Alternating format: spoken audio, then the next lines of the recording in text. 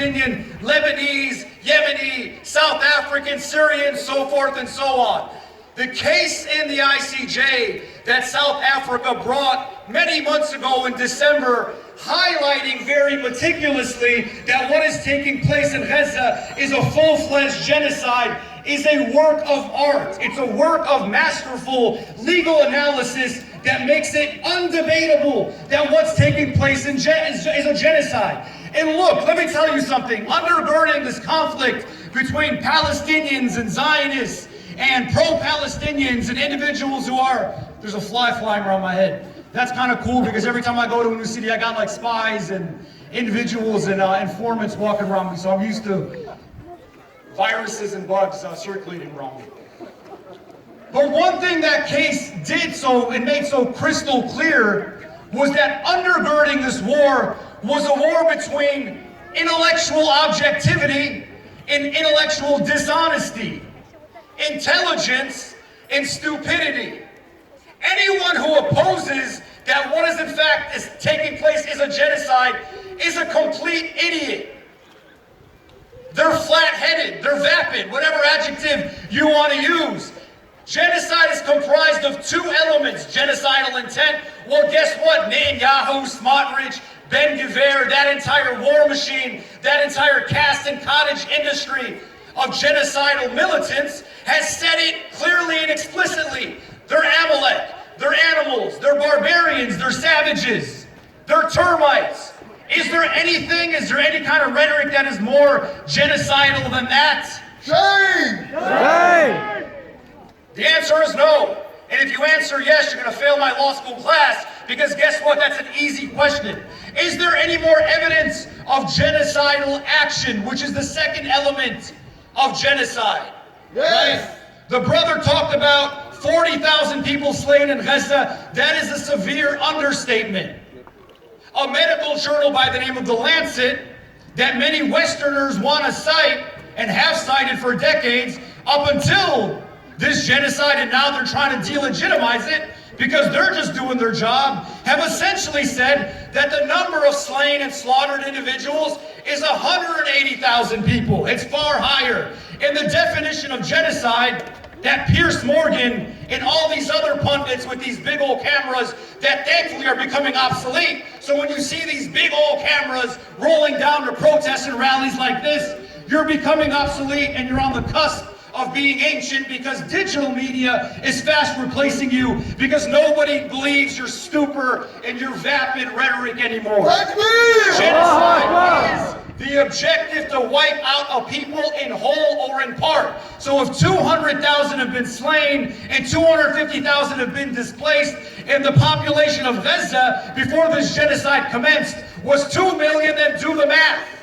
I wasn't the best math student, but that's at least 25%, and that meets the genocidal threshold of element 2. So we owe a huge credit to countries like South Africa, who know a little something about apartheid, who know a little bit about systematic racism, who know a little bit about the dehumanization the brother Ahmed talked about that's been cast on Muslims, not for 3 years, not for 10 years, not for 23 years since the commencement of the war on terror, but for centuries. And let me tell you something, anybody who engages in Islamophobic platitudes or anti-Arab slurs, they're racist, that's it. If they believe that Muslims are out of or intrinsically or inherently inferior or savage or terrorist, these individuals are nothing categorically but racist, and that's what they are, and that's what we have to call them. The other good news that's raised the literacy, global literacy, of what people know about Palestine that has been prolific in the last year is Yemen. What did Yemen do? We got something called BDS, right? Let's boycott Coke. Let's boycott Starbucks. Let's boycott Adidas. Yemen said, oh, hold up. I'm going to do you one better. I'm going to insert a macro boycott, not letting these Israeli-linked ships travel through the Red Sea, travel through our territory. Their sovereign territory.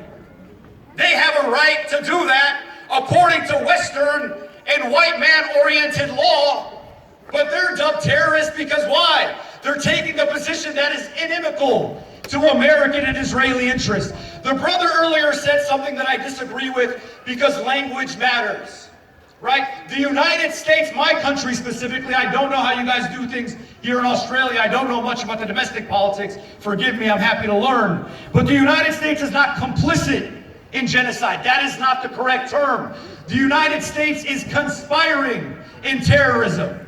They're a full-fledged partner. They are a full-fledged financier. They're a full-fledged facilitator of this genocide. There is no Israeli genocide without American armaments, American funds, American enabling, American emboldening, American bipartisan support that transgresses Republicans and Democrats and every idiotic political gradient between.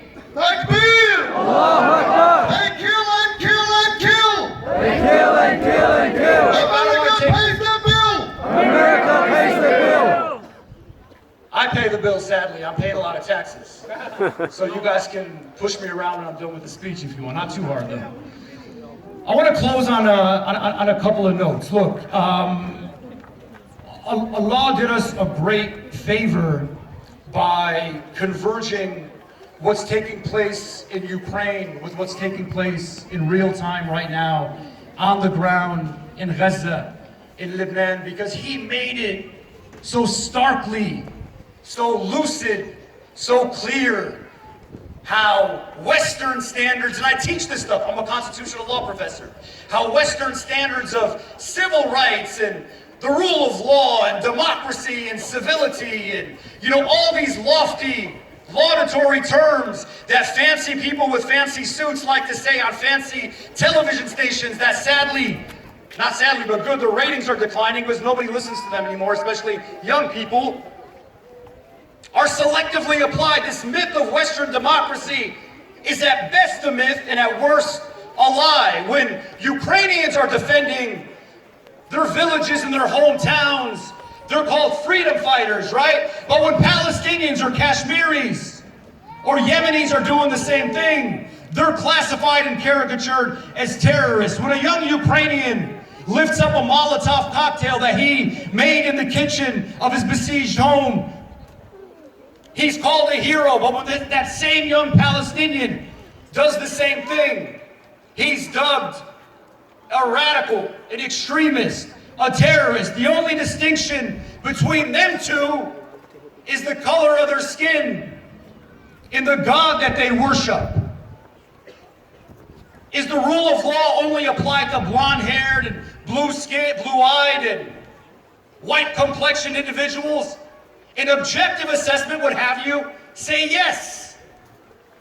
Because look behind me. We're standing in front of a mosque right now, right? This is a masjid that we're standing in front of right now.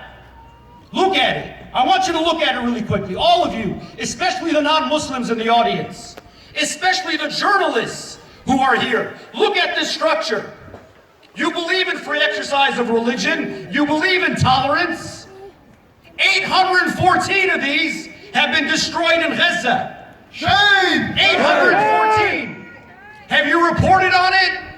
If you believe so staunchly in free exercise of religion, have you done your journalistic job to report on the destruction of 814 of these in 366 days? Now do the math. That's about what? 2.5 mosques destroyed every single day in Gaza. And look, if you're Islamophobic, whether hidden or overt, and you don't want to report on that, guess what? If you're Christian, 3 churches have been destroyed in Gaza. Report on those. If you're a credible journalist and you truly believe in your profession, 300 of your professional colleagues have been slain in Gaza. Now, if they were slain in the Ukraine, would you report on their lives? 300 that have been slain in Gaza and the tens more that have been slaughtered in Lebanon. Look, I'll be frank with you, I'm older now. I'm not at an age where I want the sort of sympathy, the legitimacy, or the credence from individuals who look at us as lesser. I don't care about that. You know what I mean? In many respects, I've already indicted these individuals for who they are. They're becoming obsolete. They're fading into the wrong side of history.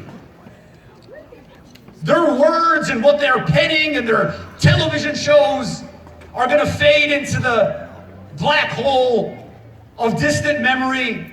You know why?